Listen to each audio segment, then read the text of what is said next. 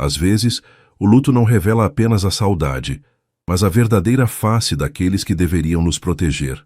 Em Goiânia, sob o sol escaldante do cerrado, uma neta chora a perda da única pessoa que a amou de verdade, enquanto observa, horrorizada, a própria mãe transformar o inventário em um banquete de ganância. O que Ivone não sabia, e o que Thalita estava prestes a descobrir, é que a justiça de quem já partiu pode ser silenciosa, mas é absoluta. Prepare-se para uma história onde o sangue não garante lealdade, e onde um segredo guardado por quase 2 décadas em um envelope mudará o destino de uma família para sempre. Antes de começarmos essa história incrível, não se esqueça de curtir o vídeo, se inscrever no canal e contar pra gente nos comentários de onde você está ouvindo essa história. O sol de Goiânia não tinha piedade naquela tarde de terça-feira. O calor seco, típico do nosso cerrado, parecia pesar sobre os meus ombros, misturando-se ao peso do luto que eu ainda tentava processar. Fazia apenas 10 dias que havíamos enterrado minha avó, Dona Adelaide, e a casa dela, no setor sul, já não parecia mais o refúgio de paz que foi durante toda a minha infância.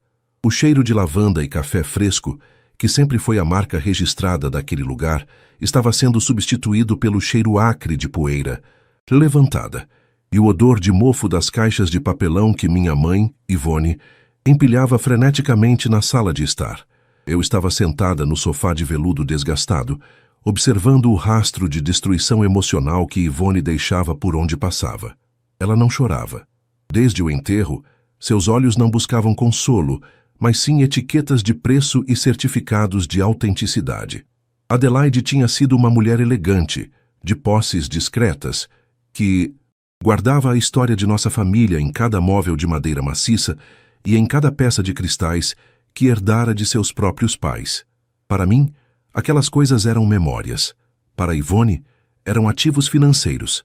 Thalita, não fique aí parada com essa cara de quem viu um fantasma. Minha mãe disparou, sem tirar os olhos de um jogo de jantar de porcelana inglesa que ela envolvia em plástico bolha de forma bruta. O caminhão de mudança chega. Amanhã cedo. Se a gente não separar o que presta agora, os seus tios vão querer vir aqui fiscalizar e levar o que é meu por direito. Eu respirei fundo, sentindo o ar seco arranhar minha garganta. O barulho do plástico bolha estourando soava como tiros no silêncio daquela casa que outrora fora tão harmoniosa. Seu por direito, mãe? Perguntei, a voz embargada pela indignação. A vovó morreu há 10 dias. O inventário nem começou. Você está literalmente limpando a casa antes mesmo de a alma dela descansar. Ela disse especificamente que queria que as joias de esmeralda ficassem comigo. Ela me prometeu isso no meu aniversário de 18 anos. Ivone parou o que estava fazendo e me encarou com aquele olhar gélido que sempre me fazia sentir pequena. Ela ajeitou os cabelos loiros tingidos, perfeitamente escovados apesar do calor de 35 graus, e soltou uma risada curta e seca. Promessas de beira de cama de hospital não valem nada, e minha filha. Adelaide já estava senil, falava qualquer coisa para agradar. Como filha única, eu tenho a responsabilidade de gerir esse patrimônio. Ela queria que eu ficasse com tudo porque sabe que eu sou a única que tem cabeça para não gastar tudo em bobagem. Essas joias vão ser vendidas para pagar as dívidas que o seu pai deixou antes de sumir no mundo. É uma questão de sobrevivência, não de sentimentalismo barato. Eu senti uma náusea súbita. As esmeraldas não eram sobre dinheiro. Eram o símbolo da conexão que eu tinha com a única mulher que realmente me criou, enquanto Ivone estava ocupada demais, tentando manter as aparências em jantares na alta sociedade goiana. Adelaide me ensinou a ler naquele jardim, entre os pés de manga e as orquídeas que ela cuidava com tanto zelo. Ivone, por outro lado, estava agora arrancando os vasos do lugar, deixando marcas de terra no piso de taco que Adelaide tanto se orgulhava de manter brilhando. Durante horas, eu assisti àquele saque. Vi Ivone esvaziar o cofre da parede, atrás do quadro do Porto de Santos, levando maços de notas antigas, libras esterlinas que a vovó guardava para emergências e, claro, a caixa de veludo azul que continha as esmeraldas. Cada vez que ela colocava algo dentro de sua bolsa de grife, uma parte de mim se quebrava. Ela levou as baixelas de prata, os relógios de bolso do meu bisavô e até as toalhas de linho bordadas à mão. Você não vai deixar nada? Questionei, vendo-a fechar o porta-malas do carro com dificuldade. Vou deixar a estrutura da casa para os advogados brigarem. Ela respondeu, limpando o suor da testa com um lenço de seda. E você deveria me agradecer. Estou limpando o caminho para você não ter que lidar com essa velharia toda. Agora vá para casa. Tome um banho e pare de drama. A vida continua, Thalita. Ela saiu buzinando, deixando-me sozinha na casa vazia, que agora ecoava como uma caverna. O silêncio era ensurdecedor. Passei a mão pelas paredes, sentindo o vazio onde antes ficavam as fotos de família. Ivone tinha levado até os porta-retratos de prata, deixando as fotografias jogadas em um canto, como se as pessoas nelas não tivessem importância sem a moldura cara. 3 meses se passaram. O luto se transformou em uma mágoa crônica. Ivone mal falava comigo, a menos que fosse para reclamar da demora do juiz em liberar a venda do imóvel. Eu tentava seguir minha rotina no escritório de arquitetura, mas a sensação de injustiça me perseguia, até que, em uma manhã de segunda-feira, meu celular tocou. Era um número fixo, com o prefixo de Goiânia. Alô, gostaria de falar com a senhorita Thalita Albuquerque. Uma voz masculina, extremamente formal e polida, soou do outro lado. É ela. Quem fala? Aqui é o Dr. Marcelo, gerente da área de custódia de valores do Banco do Estado. Peço desculpas pela abordagem direta, mas estamos revisando alguns contratos antigos de aluguel de cofres de segurança. Consta em nosso sistema que a senhora Adelaide Albuquerque abriu um compartimento em seu nome, e senhorita Thalita, no ano de 2005. Meu coração falhou uma batida. O ar-condicionado do escritório pareceu congelar meu sangue. Em meu nome? Minha voz saiu num sussurro, mas minha mãe disse que já tinha limpado todos os cofres.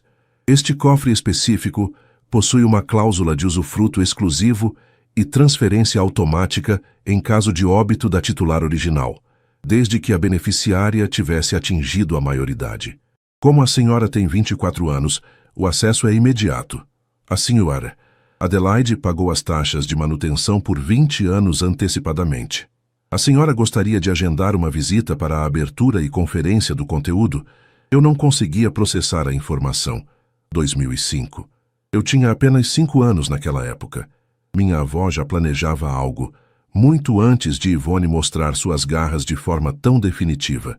Eu estou indo agora, eu disse, pegando minha bolsa e saindo sem dar explicações ao meu chefe.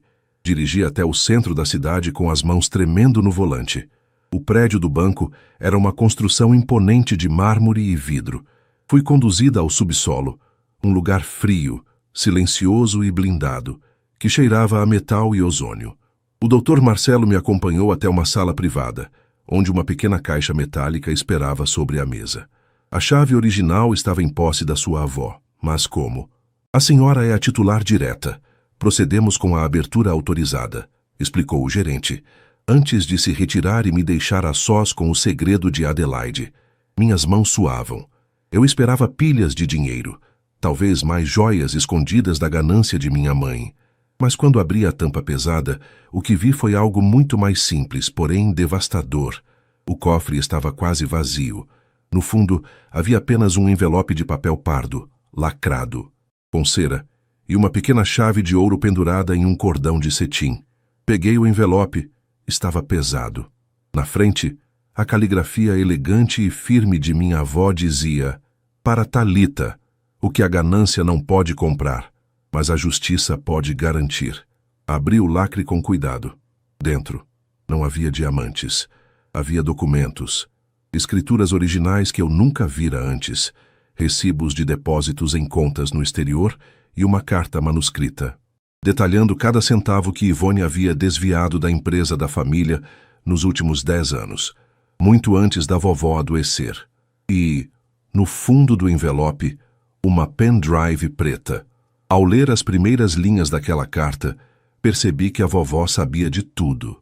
Ela sabia que Ivone era um monstro de vaidade, e ela tinha me dado naquele envelope que cabia na palma da minha mão O poder de destruir o império de aparências que minha mãe construiu sobre o pau, cadáver de sua própria honestidade. Aquilo valia muito mais do que as esmeraldas. Era o roteiro da minha vingança. Saí do banco com um envelope pardo apertado contra o peito, como se ele fosse um escudo contra o mundo exterior. O sol do meio-dia em Goiânia estava no seu ápice, transformando o asfalto da Avenida Goiás em uma chapa quente que fazia o ar tremular. Entrei no meu carro, um modelo popular que eu ainda pagava com dificuldade, e liguei o ar-condicionado no máximo, mas o frescor demorou a chegar. Meus olhos estavam fixos no porta-luvas, onde guardei a pequena chave de ouro e o pendrive. Eu sentia uma mistura de náusea e uma adrenalina elétrica percorrendo minhas veias. Dirigi até meu pequeno apartamento no setor Bueno, um contraste gritante com a mansão onde cresci. Enquanto subia o elevador, o silêncio do prédio parecia amplificar as batidas do meu coração. Assim que entrei, joguei as chaves na mesa da sala e fui direto para o meu notebook. Minhas mãos tremiam tanto que errei a senha 2 vezes. Quando finalmente o sistema destravou, inseri o dispositivo preto. O som metálico do clique, ao conectar, parecia o gatilho de uma arma sendo puxado. Havia apenas uma pasta intitulada A Verdade sobre o Rebanho. Dentro dela, dezenas de arquivos em PDF e um vídeo em formato MP4. Cliquei no vídeo. Primeiro, a imagem surgiu, um pouco granulada, mas a voz era inconfundível. Era minha avó, sentada em sua poltrona favorita, com um xale de seda sobre os ombros, apesar do calor que devia estar fazendo naquele dia. Ela parecia mais jovem, talvez de uns 5 ou 6 anos atrás. Talita, minha pequena jabuticaba, ela começou, usando o apelido carinhoso que só ela me dava. Se você está vendo isso, é porque o pior aconteceu. E minha filha, sua mãe, seguiu o caminho que eu sempre temi. Eu tentei, Talita. Tentei ensinar a Ivone que o valor de uma família não está no saldo bancário, mas ela sempre teve uma fome que nada sacia. Desde que seu avô partiu, ela começou a ver a nossa fazenda em Cristalina e as contas da família como um parque de diversões particular. Minha avó fez uma pausa, respirando com dificuldade. Eu podia ver a tristeza em seus olhos claros. É o que você encontrará nesses documentos. São os comprovantes de que Ivone não apenas gastou o que não era dela, mas ela ativamente falsificou minha assinatura para transferir a titularidade da Fazenda Santa Adelaide para uma empresa de fachada no Panamá. Ela achou que eu estava senil, que eu não percebia as idas e vindas dos advogados que ela trazia quando achava que eu estava dormindo. Mas eu sempre fui mais esperta que ela. Eu fiz uma contramanobra. A escritura que ela tem em mãos agora é nula. Eu transferi a propriedade real para um fundo de investimento que só pode ser acessado por você, através dessa chave que deixei no cofre. O envelope contém a prova da fraude dela. Use isso com sabedoria, minha neta. Não por vingança pura, mas por justiça. Recupere o que é seu e não deixe que ela destrua o legado que seu bisavô construiu com tanto suor naquele chão vermelho. O vídeo terminou. Eu fiquei encarando a tela preta por longos minutos, sentindo as lágrimas escorrerem quentes pelo meu rosto. A vovó sabia. Ela passou os últimos anos da vida vendo a própria filha conspirar contra ela e teve que esconder isso de mim para me proteger até que estivesse pronta. Comecei a abrir os PDFs. Era estarrecedor. Ivone tinha desviado quase 3 milhões de reais ao longo de uma década. Ela usava laranjas, funcionários antigos da fazenda, que ela chantageava ou subornava com migalhas. O barulho do meu celular vibrando sobre a mesa de madeira me deu um susto. Era uma mensagem de Ivone no WhatsApp. Talita, acabei de aceitar uma oferta pela Casa do Setor Sul. Um grupo de incorporadoras vai construir um prédio de luxo lá.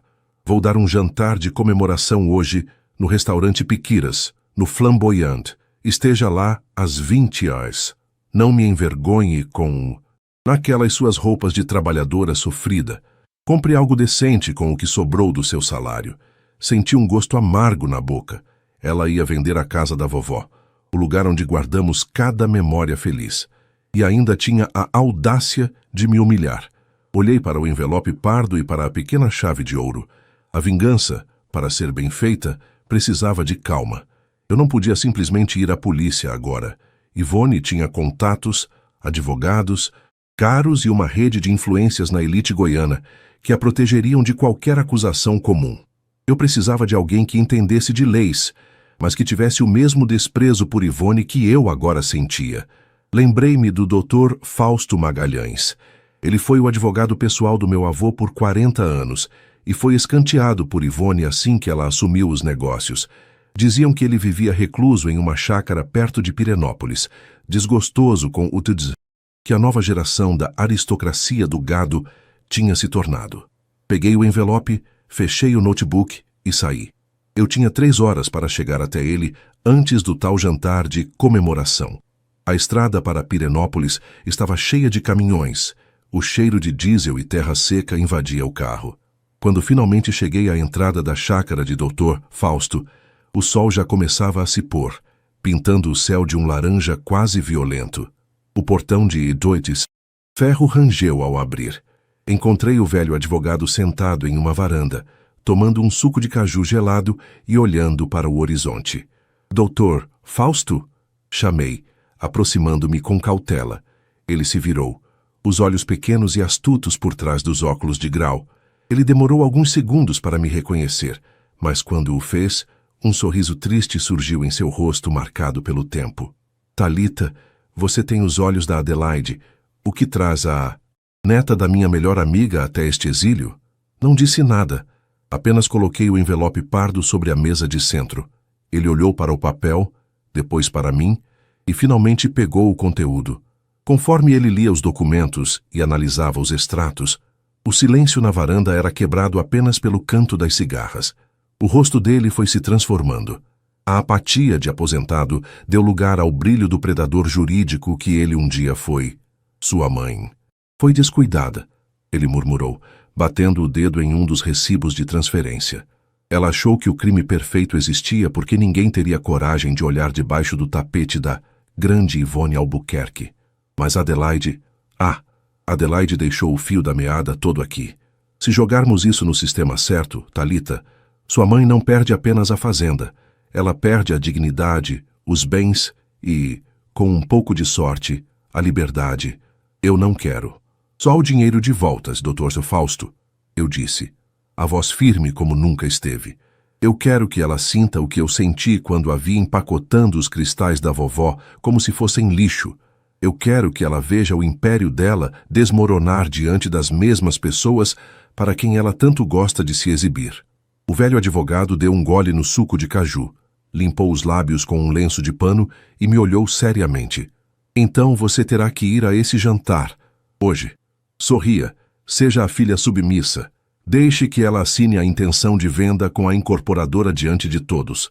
No momento em que a caneta tocar o papel, nós daremos o checkmate. Mas esteja avisada, depois que começarmos, não haverá volta. Ivone vai odiar você com cada fibra do ser dela. Ela nunca me amou de verdade, meu doutor Fausto. O ódio dela é um preço pequeno a pagar pela paz da minha avó. Voltei para Goiânia em transe. Passei em casa, tomei um banho frio para despertar os sentidos e escolhi o vestido mais elegante que eu tinha. Um modelo preto, simples, mas que transmitia uma autoridade que eu não sabia que possuía. Enquanto eu passava o batom no espelho, o reflexo me devolvia uma mulher que eu não reconhecia totalmente. A Talita, que aceitava migalhas, tinha ficado para trás, no subsolo daquele banco. Cheguei ao restaurante no Shopping Flamboyant, pontualmente, às 20h. O lugar era o epítome do luxo goiano, com lustres de cristal e garçons que se moviam como sombras. Ao longe, vi a mesa principal. Ivone estava lá, radiante, usando as esmeraldas da vovó. Sim, as esmeraldas que ela disse que venderia para pagar dívidas estavam penduradas no pescoço dela como troféus de guerra. Ela ria alto, cercada por 3 homens de terno, provavelmente os diretores da incorporadora, e algumas de suas amigas da sociedade. Aí está ela, minha pequena herdeira atrasada, Ivone exclamou, a voz carregada de uma falsa doçura que me enojou. Venha, Talita, sente-se. Estamos prestes a celebrar o fim de uma era e o começo de um novo empreendimento imobiliário que vai mudar a cara de Goiânia. Sentei-me, mantendo o rosto impassível. O garçom serviu um vinho tinto caro, cujo aroma de frutas vermelhas parecia sufocante. Yvonne colocou um contrato sobre a mesa, ao lado de uma caneta Montblanc cravejada de pequenos brilhantes. Só falta uma assinatura para o sinal de 5 milhões entrar na minha conta, ela disse, olhando para os empresários. E então, a mansão dos Albuquerque dará lugar à Torre Imperial Adelaide, uma homenagem justa à minha mãe, não acham? Eu olhei para o contrato. O Dr. Fausto já estava a postos. Eu sabia disso. Ele estava no estacionamento, esperando o meu sinal via celular. Senti o peso da pequena chave de ouro na minha bolsa de mão. Mãe, eu disse, minha voz soando clara o suficiente para atrair a atenção de todos na mesa. Antes de você assinar isso, acho que temos um pequeno detalhe sobre a titularidade do terreno que você esqueceu de mencionar aos seus sócios. O sorriso de Yvonne vacilou. Seus olhos se estreitaram, tornando-se duas fendas perigosas sob a luz do lustre. Do que você está falando, Thalita? Não seja ridícula na frente dessas pessoas. Tome seu vinho e fique calada. Eu não fiquei calada. Eu apenas sorri. O primeiro sorriso verdadeiro que dei em meses. O silêncio que se seguiu à minha frase foi tão denso que parecia palpável, abafando até o tilintar suave das taças de cristal ao nosso redor. Yvonne me encarava com uma mistura de escárnio e uma fúria contida, as mãos apertando a caneta Montblanc com tanta força que os nós dos dedos estavam brancos. Os 3 diretores da incorporadora, homens de meia idade com ternos sob medida e sorrisos de comercial de banco, trocaram olhares desconfortáveis. O mais velho deles, um senhor de cabelos prateados chamado Dr. Hélio, limpou a garganta, visivelmente afetado pela mudança repentina de temperatura na mesa. Detalhe sobre a titularidade, Thalita. Yvonne soltou uma risada nasalada, forçando uma descontração que seus olhos injetados negavam. Me desculpem, senhores. Minha filha herdou o lado dramático da família. Ela ainda não superou a perda da avó e, às vezes, confunde a realidade com os livros de arquitetura dela. Thalita, querida, por que você não vai até o bar pedir um coquetel de frutas e nos deixa terminar os assuntos de gente grande? Eu não me mexi. Senti o cheiro do perfume importado de Yvonne, algo floral e invasivo, que agora parecia me sufocar. Olhei fixamente para as esmeraldas no pescoço dela. Elas brilhavam sob os lustres do piquiras, zombando da memória de Dona Adelaide. A única pessoa aqui que está confundindo a realidade é você, mãe, respondi, mantendo o tom de voz baixo, mas firme, o que atraiu a atenção de uma mesa vizinha. Você disse a esses senhores que é a única herdeira e que a Fazenda Santa Adelaide e a Casa do Setor Sul estão totalmente sob seu controle. Mas nós duas sabemos que as assinaturas que você usou para transferir os bens para aquela holding no Panamá não foram feitas pela mão da vovó. O rosto de Yvonne perdeu a cor instantaneamente, transformando-se em uma máscara de gesso. O Dr. Hélio franziu a testa. A caneta dele, que já estava posicionada para assinar o cheque do sinal, recuou alguns centímetros. Que história é essa de holding no Panamá? Dona Yvonne? Ele perguntou, a voz agora destituída de qualquer amabilidade comercial. No nosso levantamento prévio, nada disso apareceu. A senhora nos garantiu que o espólio estava limpo. E está, Yvonne quase gritou, atraindo de vez os olhares de todo o restaurante. Isso é calúnia. Thalita, saia daqui agora, ou eu juro que... Ou o quê? Interrompi, pegando meu celular e deslizando a tela. Você vai me deserdar de algo que... Você já roubou? Ou vai chamar a polícia? Porque, se quiser, eu mesma posso agilizar o processo. Dr. Fausto, pode vir, por favor. Yvonne estancou. O nome Fausto parecia ter o poder de uma invocação sombria para ela. Quando a figura alta e curvada do velho advogado apareceu na entrada do restaurante, caminhando com o auxílio de sua bengala de madeira escura, o burburinho do local pareceu desaparecer. Ele não usava um terno moderno, como os empresários. Vestia um conjunto de linho bege, clássico, com a elegância de quem não precisa provar nada a ninguém. Boa noite, mãe Yvonne, disse Dr. Fausto, sua voz rouca ecoando com uma autoridade que fez os diretores da incorporadora se levantarem por instinto. Vejo que o jantar de comemoração estava animado. Infelizmente, tenho que interromper a sobremesa. Você deveria estar aposentado, Gagá. Ivone sibilou, mas sua voz tremeu. O que está fazendo aqui com essa garota? Fazendo o que deveria ter feito há 10 anos, protegendo o legado do meu velho amigo e da senhora Adelaide. Fausto colocou uma pasta de couro sobre a mesa, bem em cima do contrato de venda. Senhores da incorporadora, eu sou o administrador legal do Fundo de Proteção Familiar Albuquerque, estabelecido pela senhora Adelaide Albuquerque, em 2005. Este documento aqui, ele puxou uma folha com selos notariais dourados. É a prova de que qualquer tentativa de venda deste imóvel ou da fazenda sem a anuência da beneficiária principal, senhorita Thalita Albuquerque, é nula de pleno direito. Um dos empresários pegou o documento, lendo-o com avidez. O doutor Célio olhou para Ivone com um desprezo que eu nunca esquecerei. A senhora tentou nos vender um ativo em litígio de fraude. Hélio disse, levantando-se. Isso é crime. Federal Sats, Ivone. Nossa empresa não coloca o nome em sujeira de família. O negócio está cancelado. Não, Hélio, espere. Ivone tentou segurar o braço dele, mas ele se esquivou como se ela tivesse uma doença contagiosa. É tudo mentira dessa menina. Ela forjou isso com esse velho caduco. Os empresários saíram apressadamente, deixando para trás um rastro de indignação e a conta aberta de um vinho de R$1.000 que ninguém terminou de beber. Ivone ficou parada, ofegante, o peito subindo e descendo com violência.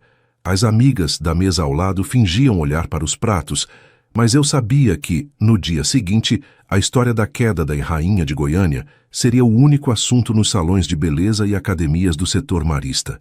Ela se virou para mim, os olhos injetados de um ódio puro, animalesco. Você acha que venceu? Ela sussurrou, a voz carregada de veneno. Eu sou sua mãe. Eu te dei tudo. Se não fosse por mim, você não seria nada. Eu vou queimar aquela casa antes de deixar você colocar os pés nela. Vou gastar cada centavo que sobrou processando vocês dois até que apodreçam na miséria. Você não tem mais centavos, Ivone. Dr. Tarfausto disse calmamente, ajustando os óculos. Como parte da investigação de fraude que a Thalita autorizou hoje à tarde, as contas ligadas ao seu CPF e à empresa de fachada foram bloqueadas preventivamente por ordem judicial. O que você tem agora é o que está nessa bolsa e as joias que você roubou da sua mãe. Ivone levou a mão ao pescoço, tocando as esmeraldas como se procurasse segurança nelas. Vocês não podem fazer isso. Ela começou a chorar, mas não era um choro de arrependimento. Era o choro da criança mimada que perdeu o brinquedo caro. Thalita, por favor, eu fiz tudo. Por nós, para garantir o nosso futuro. Não, mãe, você fez tudo pela sua vaidade, respondi, sentindo uma paz estranha começar a florescer, onde antes só havia dor. A vovó deixou um vídeo para mim. Ela viu você roubando. Ela viu você planejando interná-la em uma clínica para ficar com a fazenda. Ela me contou tudo. O envelope que eu peguei no cofre hoje não tinha apenas escrituras. Tinha a confissão dos seus laranjas. Eles já falaram com o Dr. Fausto. Eles não querem ir para a cadeia por sua causa. Ivone desabou na cadeira, as mãos cobrindo o rosto. O restaurante agora estava em um silêncio sepulcral. Eu me levantei, peguei minha bolsa e olhei para o Dr. Fausto, que me deu um aceno encorajador com a cabeça. Amanhã, às 8 da manhã, o chaveiro estará na casa do setor sul, eu disse, olhando para o topo da cabeça de Ivone. Eu quero todas as suas coisas. Fora de lá até o meio-dia. E quanto às esmeraldas, pode ficar com elas por enquanto. Você vai precisar de algo para empenhar quando tiver que pagar os advogados de defesa. Saí do restaurante sem olhar para trás. O ar da noite goiana, embora ainda quente, parecia mais leve, mais limpo. Eu não sentia a alegria triunfante que imaginei que sentiria. Sentia apenas um alívio profundo, como se tivesse finalmente removido um espinho que estava cravado na minha alma desde os 5 anos de idade. Dr. Fausto me acompanhou até o carro no estacionamento do shopping. Você foi corajosa, Thalita. Sua avó estaria orgulhosa, mas saiba que a batalha jurídica está apenas começando. Ela vai lutar sujo. Eu sei, Dr. Fausto, respondi, abrindo a porta do carro. Mas agora eu tenho as armas certas e, mais importante, eu tenho a verdade. Enquanto dirigia de volta para o meu apartamento, vi as luzes de Goiânia brilhando intensamente. Pela primeira vez em muito tempo, aquela cidade não parecia um campo de batalha, mas sim um lugar de possibilidades. No entanto, algo na carta da vovó ainda me intrigava. Havia uma última instrução. Um local mencionado que não era a casa nem a fazenda. Um pequeno loteamento em uma cidade vizinha, em nome de alguém que eu nunca tinha ouvido falar. A vingança estava encaminhada, mas a história de Dona Adelaide tinha uma última camada que eu precisava desvendar. O sol nasceu sobre Goiânia com uma palidez que parecia refletir o cansaço da minha alma, mas, ao mesmo tempo, trazia uma claridade impiedosa que eu nunca tinha sentido antes. Eram 8 horas da manhã de quarta-feira, quando estacionei meu carro em frente à casa no setor sul. O silêncio da rua arborizada era quebrado apenas pelo canto insistente das cigarras e pelo som metálico do chaveiro, trabalhando na fechadura da entrada principal. Dr. Fausto estava ao meu lado, apoiado em sua bengala, observando o movimento com uma paciência de quem já viu muitas tempestades passarem e restarem apenas os escombros. Quando a porta finalmente se abriu, o cheiro de mofo e poeira me atingiu como um soco. A casa, que um dia foi cheia de risos e do perfume de lavanda da vovó, agora parecia um esqueleto, saqueado. Marcas de quadros que haviam sido removidos manchavam as paredes claras, e o piso de taco estava riscado pela movimentação bruta dos móveis que minha mãe tentara levar. Eu caminhei pelos cômodos vazios, sentindo o eco dos meus próprios passos, até chegar à cozinha. Lá, sobre o balcão de granito, encontrei uma taça de vinho quebrada e um batom jogado, os últimos vestígios da noite de fúria de Ivone. Não demorou muito para que o som de um motor potente e o cantar de pneus anunciassem a chegada dela. Ivone desceu do seu SUV de luxo, que eu sabia que seria apreendido em poucos dias, com o cabelo desgrenhado e os olhos inchados. Ela não usava as esmeraldas. Vestia um conjunto de ginástica caro, mas parecia ter envelhecido 10 anos em uma única noite. "Você não tem o direito de me trancar fora da minha própria casa", ela gritou, avançando pelo jardim seco, mas parou ao ver o oficial de justiça que Dr. Fausto havia providenciado, parado discretamente à sombra de um pé de manga. "Esta casa nunca foi sua por mérito, mãe. Foi sua por usurpação", respondi, mantendo a voz tão fria quanto o mármore da sala. "Suas malas estão sendo feitas pelos funcionários que você humilhou durante anos. Eles estão colocando tudo na calçada. Você tem 2 horas para recolher o que é seu por lei. Nada de joias, nada de pratas, nada que pertença ao espólio da vovó." O que se seguiu foi um espetáculo deplorável. Vi a mulher que sempre se orgulhou da sua classe e estirpe berrar insultos, chorar de forma teatral e, por fim, implorar. Ela tentou se ajoelhar, tentou dizer que estava doente, que tinha feito tudo por amor a mim, mas eu olhava para ela e via apenas o vídeo da vovó, a voz trêmula de Adelaide, descrevendo como Ivone tentava convencê-la de que estava louca. A justiça dói, mas a verdade liberta. Quando o último caminhão de mudança improvisado partiu, levando apenas as roupas e objetos pessoais de Ivone, um silêncio de paz finalmente se instalou sobre a propriedade. Mas a história ainda não tinha acabado. Eu precisava desvendar o último segredo do envelope pardo. Peguei a pequena chave de ouro e o endereço que a vovó mencionara em sua última instrução. Ficava em uma pequena chácara nos arredores de Trindade, a cerca de 40 minutos de Goiânia.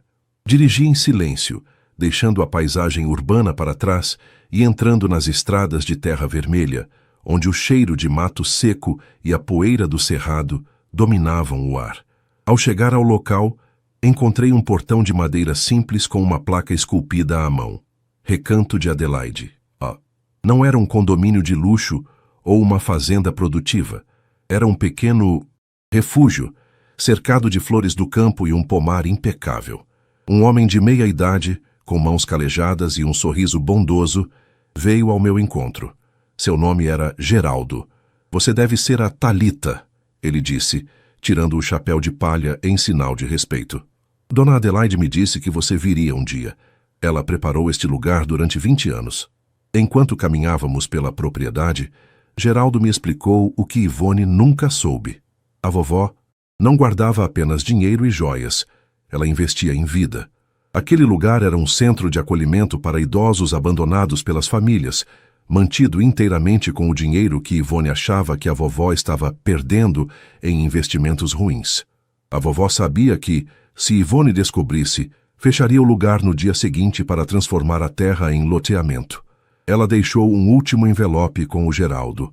Explicou o Dr. Fausto que havia me seguido em seu próprio carro. É a doação definitiva da Fazenda Santa Adelaide para um fundo que garantirá que este refúgio nunca feche as portas. E a gestão do fundo, Thalita, pertence a você. Senti minhas pernas fraquejarem. A vingança que eu buscava contra minha mãe tinha se transformado em algo muito maior.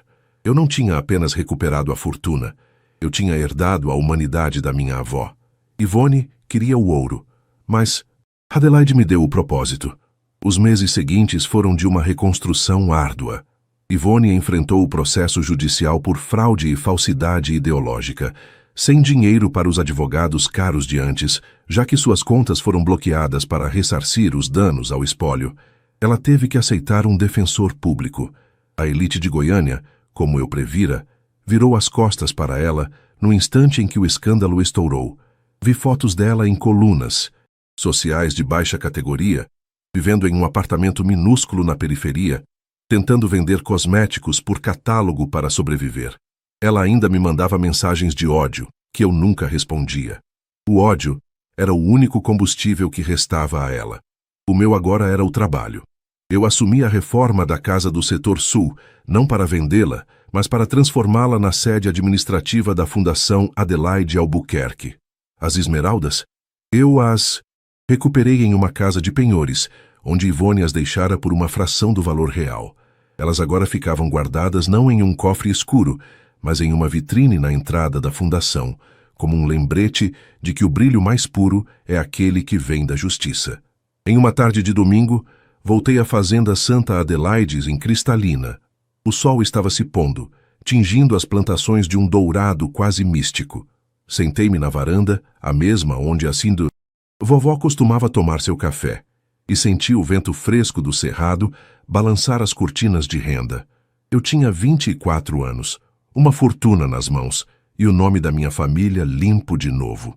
Mas o que me trazia paz era saber que, em algum lugar de Trindade, um grupo de velhinhos teria um jantar digno e um teto seguro naquela noite. Tudo porque uma mulher decidiu que o amor era mais forte que a ganância de sua própria filha. Olhei para a pequena chave de ouro em minha mão, agora apenas um símbolo de uma porta que se fechou para o passado e se abriu para o futuro. Eu tinha conseguido minha vingança, não destruindo Ivone fisicamente, mas tornando-a irrelevante diante da grandeza do que a vovó construiu. A justiça de Dona Adelaide estava completa, e eu, finalmente, podia respirar o ar puro da minha terra sem sentir o gosto amargo da traição. O ciclo de ganância dos Albuquerque tinha terminado comigo, e o ciclo de esperança estava apenas começando. Gostou dessa jornada de justiça e superação? Histórias como a da Thalita nos mostram que o caráter vale mais que qualquer conta bancária. Não se esqueça de deixar o seu like, compartilhar este vídeo com quem precisa de um pouco de inspiração e comentar aqui embaixo. O que você faria se descobrisse um segredo desses? Até a próxima história.